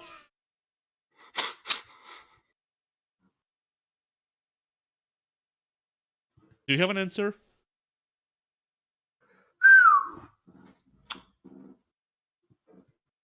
Oh, what is going on over there? All right, no. Oh boy, what fighting game series do I feel like I can just pick up anyone and be like, yeah, this is good.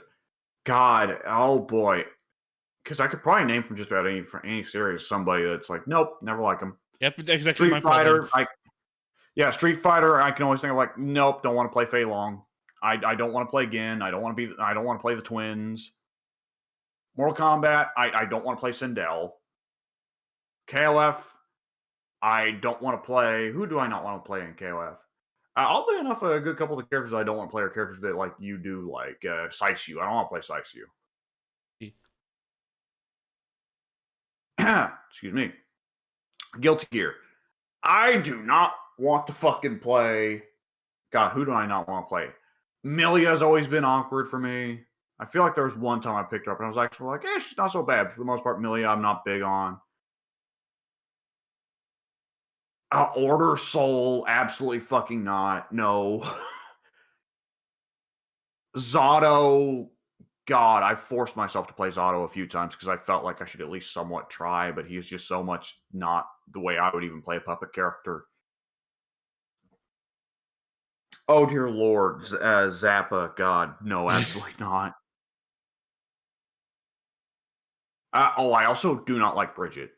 I mean, I'm fine with her as a character, but I do not like Bridget's playstyle at all. Yeah, it's kind of difficult to wrap your head around. Oh, Yeah. especially in XX. Because in Strive, they made her a lot more palatable by, removing the 2/3 of her kit, but whatever, the 2/3 that they removed was also the stuff that was very advanced. So, like, it sucks if you're really, like, big into Bridget and XX, but if you're new to Bridget, then Strive Bridget is a good starting point, I guess. You know who I really absolutely go, no fucking way I'm not playing that character in Guilty Gear? Ooh, Leo? Fucking Ramlethal. Ah, Absolutely not. Strive, it's just like, oh, she's just big button, and that's all she is. yeah. Boring. And Exard, it's what is this nonsense? I have to set up the swords, and then there's the swings, but the two swords are different, and then there's this and there's that. And no, absolutely not. God. I do think that KOF is probably the cast I can think of the fewest characters that I'm just like never in the mood to play. Yeah, It's Saisu, Yeah. Chong and Choi. God, that's just about it. I concur, I think. Because, like, with Street Fighter, like, Oh god, I let's am see. never in the mood to play Rolento. I fucking hate Yeah. Rolento. I mean, I don't hate playing against Rolento. I think he's fine to play Yeah, against. playing as But him. anytime I've laid hands on controls to play as him, I'm like, what the fuck is wrong with this guy? Yeah. Like, Rolento Why is were you made wrong? yeah, like Rolento is a guy who is entirely centered around I am the stance guy. What stance? Yes. All of them. If I'm not in stance, I am dead. And like the God, thing but his is, stance is like one of his stances is going backwards at a that rapid speed. that's what I was gonna say. The thing that sets him apart is that, like, unlike most stance characters, he doesn't have different like fighting movesets. No, his stances are I am moving backwards, I am jumping off of the wall. He has a fucking backwards guy run. Yeah, I love that. Like the good part about the back roll, the reason that I like the back roll so much is because it's like, all right, you know what? Fuck you. We're doing footsies now. Try to poke me out of my stance, and while I do a jumping overhead, I can't do I anything guess else out of it. so. I can't do fucking anything else out of it. So you can actually poke me out of it, then it's useless. But still, it's a really good spacing tool. Yeah.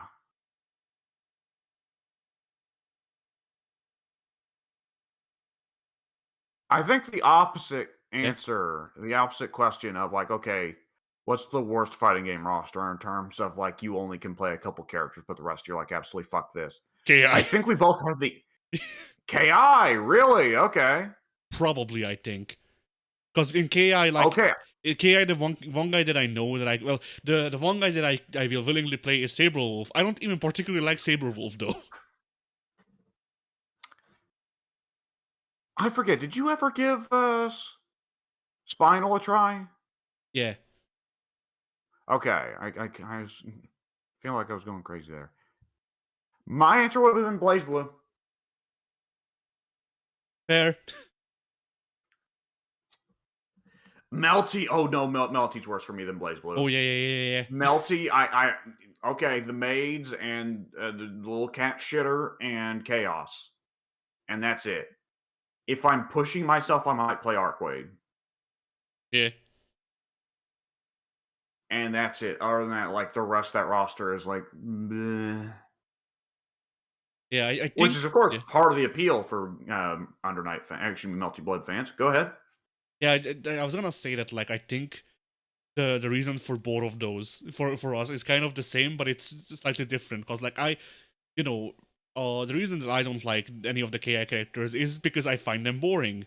The thing that makes them worse for me than the multi characters is because the multi characters are very fucking boring on purpose. The KI characters are trying to be wacky and interesting. They're just not. They're very 90s. They're very 90s. Okay, now what was the funny topic? Okay, so the header for this is neutral actually a real neutral? Usually not. No. What's up? So, I'm gonna be cherry picking lines here, but This person says, I feel like the real neutral only happens in a mirror match. Okay. No, but okay. From the fighting game glossary, the stage of a fight where neither player is blocking or getting hit by anything, and you are trying to figure out the best way to start or continue your game plan. For example, if I play a rushdown character against a zoner, we both see that full screen. I think I am at a disadvantage because my opponent can do projectiles to cheat my health bar, so I am the one on the timer to approach. Even if my opponent didn't do anything, but the burden of having a distance between me and my opponent favors my opponent. Okay, but that's boldly assuming that the zoner gets to go to full screen for free. Yeah. Generally, either A, he needs better backwards movement than you have forwards movement, or B, you need to be so scared of his zoning that you let him walk backwards rather than eat a fireball, or C, he hits you with a move that puts you at full screen. Yeah. Pretty well all these situations require him already winning neutral, unless he's just got that good at backwards movement, which is very rare in fighting games because they generally try not to make backdashing that strong so that doesn't happen. Yeah. I mean, the case is going to be that in different neutral cases, that in different places to be in neutral, one character has advantage over the other. That is just always going to be the case when you have a different cast.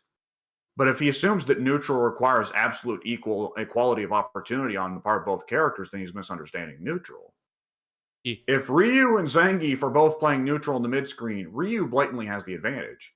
He's not got Zangief in a combo, and he's not got Zangief in block stun, and he's not hitting Zangief with a fireball right now. But Ryu has the advantage. And furthermore, when you talk about the zoner, zoners have combos that they can do with fireballs and so on and so such. But the zoner is called the zoner because he wants you to be in a certain zone. That's his game plan. That's why he's the zoner, is he wants you to be in a certain zone. And it's not just for the combos, it's because that's where he best plays neutral. It's still neutral when you're full, to a certain degree, when you're full screen from a zoner, except that most of the cast just can't fucking reach him, so they have to get in, which is part of the way neutral works. And it'd be the same way if you're playing a character with very stubby normals and you're stuck trying to get in. Okay, what's the difference between I am being poked out by Dalsim heavy punch, or no, I am being poked out by Dalsim kick versus I am being poked out by Slayer's kick? Yeah. Slayer's leg is a lot shorter. No one would call Slayer a zoner. No one in their right mind would call Slayer a zoner. But Slayer has a very long leg that outranges lots of characters in Guilty Gear, and he can keep you out with it if he wants to. Is he zoning you out? No, it's neutral. He's poking you to keep you out. Yeah. That's just how it is.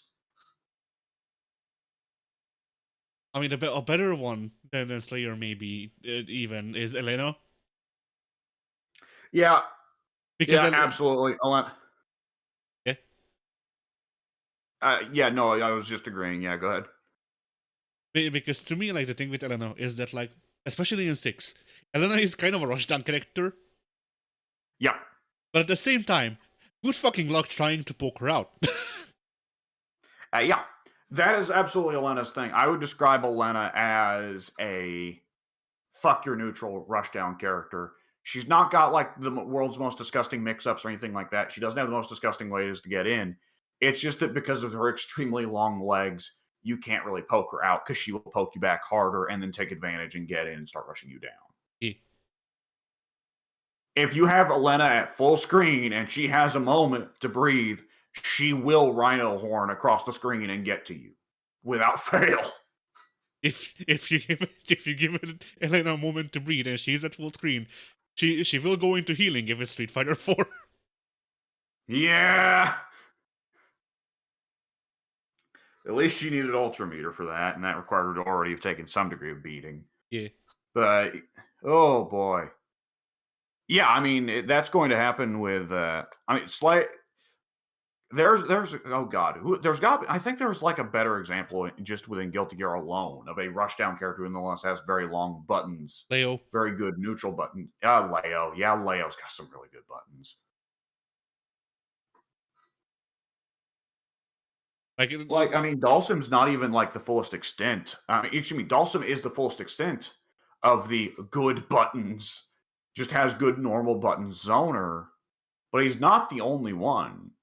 Because Ramlethal, by and large, in Strive, is a good normal buttons zoner who just is poking you to keep you out. Yeah. But I don't think people would really consider her necessarily that much of a zoner, would they? I don't think so. She's more so she's a neutral monster, yeah. Like she's all like that's the thing. I actually saw this discussion happen a couple of weeks back. But like, where does like, what do we call people who don't use projectiles to zone? Which, they're usually zoners. But then where does having good neutral buttons end and zoner begin? Yeah, because like Chun-Li, great neutral buttons. Is she a zoner? Fuck no. She has a fireball. She has great neutral buttons, but she's not a zoner. Yeah.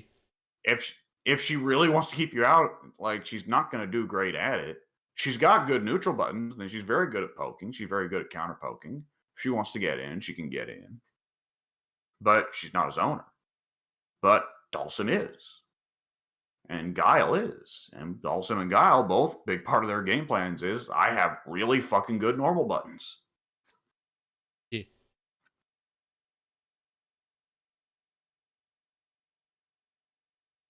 And of course, special moves can play into that as well. Ryu is a very much a mid-ranged character of. Well, Ryu changes his game plan to a certain degree depending on who he's fighting, because he doesn't want to be close to Geef, he wants to be close to JP, yada, yada, yada. But the general assumption is that against most characters on the roster, such as, let's say, Chun-Li or Guile, Ryu wants to be at the mid-range. Yeah. His normals are good enough that he can kind of keep you out with some decent pokes, but his special moves are kind of really built around, like, I benefit from Haddoing you until you get frustrated and Shoryuing you, or Tatsuing you whenever I can get the opportunity to get in. Yeah. So he wants to be flexible. Alternatively, I've caught you poking with with too short of a poke. Eat this Donkey Kong. I love him. His new game is great.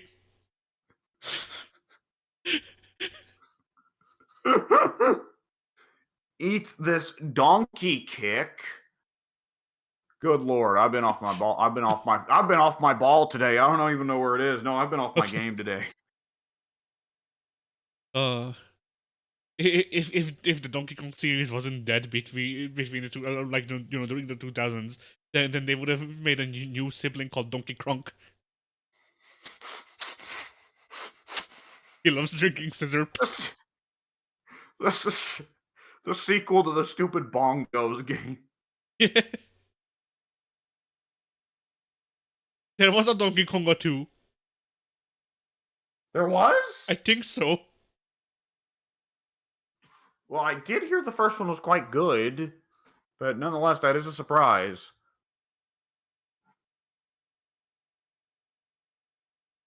What the fuck do you mean Donkey Konga 3?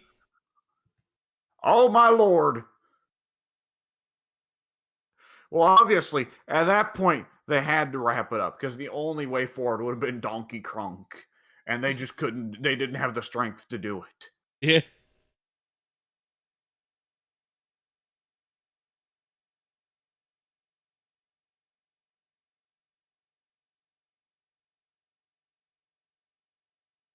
Okay, let's see. How many Donkey Kongas are there? Okay, only the 3. And 2 Flash games.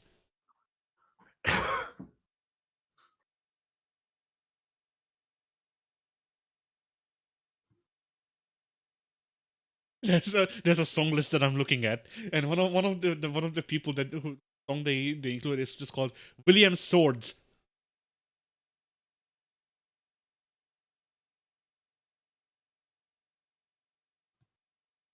So Donkey Kong 3, yeah. Run that by me again. So I'm looking at a song list. There's a list of every song that's in Donkey Konga 3, and one of the artists whose song they included is called William Swords.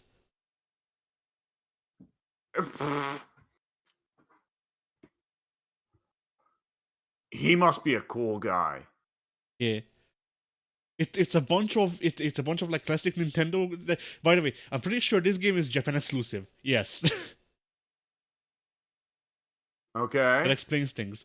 So yeah, most of the music is like classic Nintendo stuff, like the Pac-Man theme, Big Dog theme, some songs that were written for this classical music, and then just a bunch of J-pop, including the fucking Naruto team. Go, Wait, go this by William of Blades did the Naruto theme? no, Go by Flow is here. Oh, okay. That's I think opening 3 for part 1 of Naruto. Okay. Oh, also Chala Het Chala.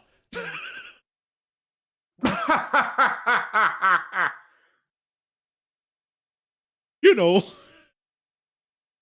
The let's say lesser respected Dragon Ball theme.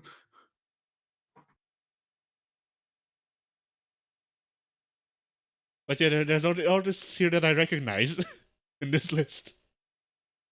All right. So yeah. Oh, Funky Kong is not playable. Oh hell yeah! Wait, it took them how long to get Funky Kong in Yes. on a Donkey Kong game where you funk? Yes. What's the world coming to? So yeah, Nintendo needs to make a new Donkey Bongos for the Switch 2 and call it Donkey Kronk, the new game. But anyway, All right, well, enough of that. I spoke about the neutral thing at length. What you got to say? uh, I don't play neutral. Neutral doesn't exist. It's fake. No, but Neutral's a state of mind, and I'm never in it. yeah, you're all, you're fuck. You're only plus if you think so. But yeah, I agree with you for the most part. Like uh, obviously neutral isn't just between completely even people unless you're playing Street Fighter 1. Why the fuck are you doing that? But Yeah. but also there's just mechanics here where with the lingo and shit, like we caught up any game state, so that you're like a match in any fighting game is really transitioning between a lot of states. Because like Yes. neutral. But where does neutral end and where does footsies begin? Because footsies is also a part of the feeling guard process. It's trying to make them with an attack so you can punish it. So you know I would describe footsies as just being a type of neutral where both players have unintentionally, or perhaps there's collusion ahead of time. Oh, the conspiracy. Where both players are engaged in the whiff punish mindset and are both just fishing for yeah, whiffs to punish. I suppose so. Yeah. On the old, me not being an expert on the neutral or on all these finer aspects of competitive fighting game mentality, when it comes to the neutral, I tend to handle things with the mentality of the old trifecta I saw, which was that there was a rock paper scissors thing that goes on in neutral. Of there is poking to keep people out, which beats getting in, which beats whiff waiting to punish a whiff, which beats poking. Yeah.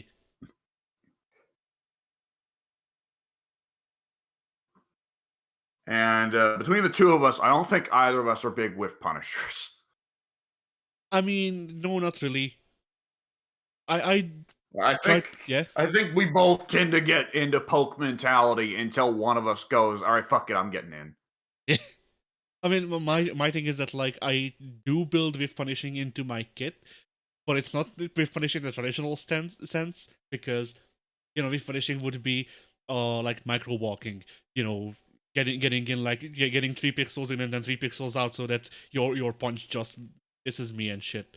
And like I don't do that shit because that's very advanced, and also diminishing returns, in my And also, opinion. this isn't Street Fighter Five. That too, yeah. So usually, how I do with punishing is I make a read, and I go, all right, you're gonna go for this sort of attack, be it a low, be it a a long poke, whatever. What are the moves in my kit that can circumvent that? And then I just do that. So like, that also feeds into conditioning, because like, when we played Street Fighter 6 a lot, like you remember the blender where I would just Yeah. be doing fucking demon flips constantly. And that's just conditioning, so that eventually you go, all right, I'm gonna anti-air, and that's when I don't. Yes. And Stop. conversely, when I play Hugo in Street Fighter, my goal is to keep hitting giant presses until you're like, ah, fuck it, I'm jumping, because he's just going to keep going for giant press. And then I do the anti-air jump. Yes. But yeah, I like that's how I tend to approach with punishing, where like I'm not really like waiting for you to do a button that I can punish. I mean, I'm setting you up to do a button that I'm expecting, and then punishing that. Yes. I mean, the ultimate classic example of it that I think most people can pick up is Ryu. I am throwing out Hadokens so that eventually you will stop walking, blocking, and go, fuck it, I'm jumping. And then I short you. Yeah. Or more classically, Guile, because that's like the only thing Guile does. Yeah. At any range that is not point blank, that is the entire Guile gameplay. Yeah. And then for the neutral, Maybe you throw a Sonic Cross in there just to spice it up a little bit. assuming he has it. Assuming he has it, which for most of the series, he doesn't. But yeah, and then for the neutral part of the discussion, like also it really changes by like game to game, because with neutral, like Street Fighter neutral looks different to KOF neutral, looks different to Guilty Gear neutral. Yes. Because Street Fighter neutral, you walk in, you walk out, or rather, I guess you dash in, you dash out. You do a jump in every once in a while. Maybe it's empty, maybe it's not. That sort of stuff. Yeah. And then KOF, Yep. you do short hops, you roll in, you roll out. You do all of the above, but you also do these things on top of that, Yes. which really makes it more spicy. And then with Guilty Gear, you don't have short hops, you don't have rolls, so those are gone. You take the Street Fighter thing, and you just go, okay, I do this, but I also do this in the air. Yes.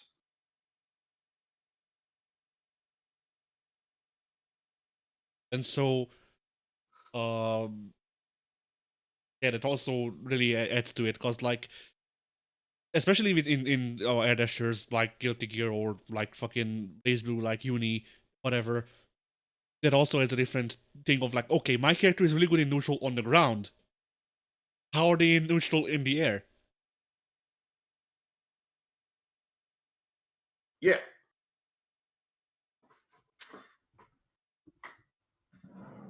It was like fucking Volstein.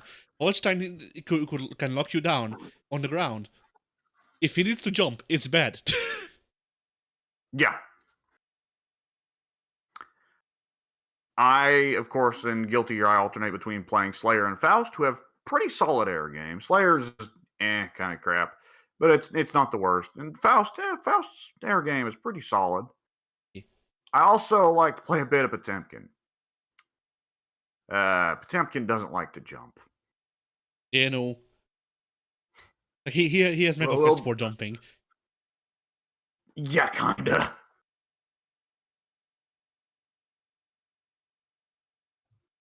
Then I think he does actually have a pretty good like air button, but it's only one out of like 6. So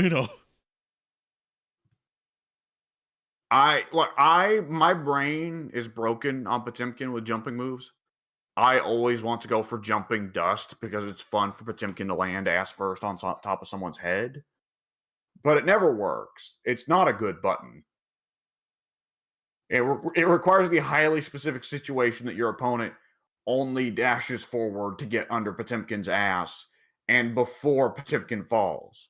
If your opponent makes any one of countless other decisions, it won't work, and Potemkin will either A, get knocked out of the air, or B, just fall straight down and then be stuck in recovery for a little bit. Yeah. I think the button that I remember him having in the air that's really good is he has like he has the like big fucking swinging shot on the ground on like heavy attack. Hang on, run that by me again. Like he just does the fucking the Sicilian slap on the ground on heavy, something like that. He has something similar. Oh, okay. I always think of that as like the little talk to the hand move. Yeah.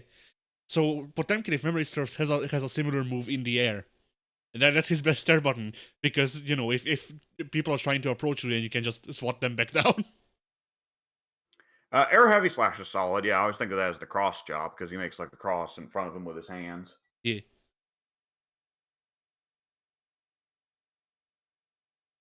But yeah, aside from that, like All right. Potemkin enacts the advance to jump for the ICPM if the opponent is a coward.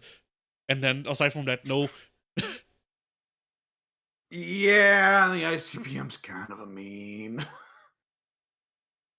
Potemkin in general is kind of a meme in Exart. Yeah. Let me look if I can find something. There was an old Frankentank YouTube thumbnail that oh yeah, here we go. Let me see. Where is the print screen button on this keyboard that I'm using? There it is. Okay. All right, let me get this properly. Boom. All right. Now let me save this.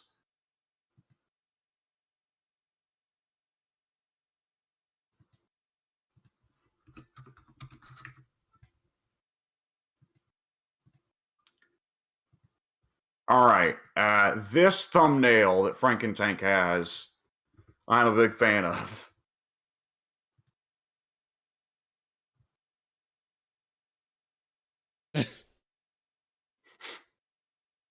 Nice.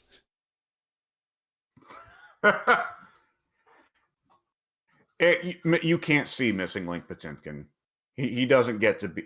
He's the Hydra head that's already been cut off, and it liquefied instantly. Yeah.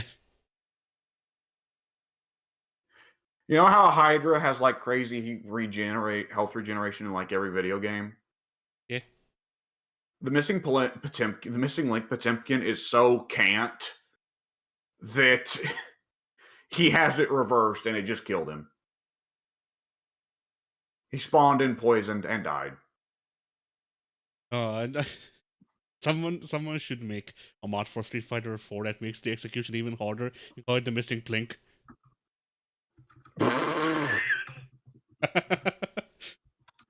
I'm not sure that's possible. Everything I'm is not worse. sure you can get. Yeah. I'm not sure you can get worse than one frame link. I was gonna say everything is one frame links always forever. Like, fucking just whatchamacallit. I mean, okay, now the fuck. This isn't my initial idea, but that is honestly verse. So I'm gonna go with it. Okay, imagine if motion inputs were one frame links. That you mean Street Fighter 1? Yes. Oh boy. Just because I reminded myself, I've brought up again the Potemkin missing link overview on the Dust Loop wiki, and it's brought a smile to my face yet again.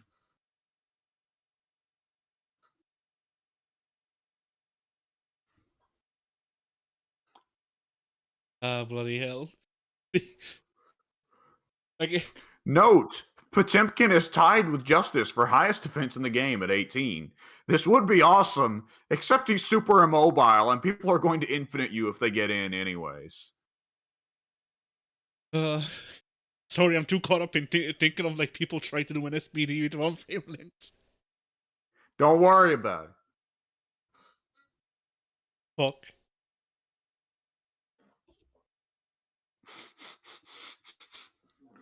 All right. So yeah, I believe that exhausts all of the topics that we had saved. All right. Well, then I think that means it's time for some fucking Exard. Yeah. So fighting is war, I guess. Ha ha.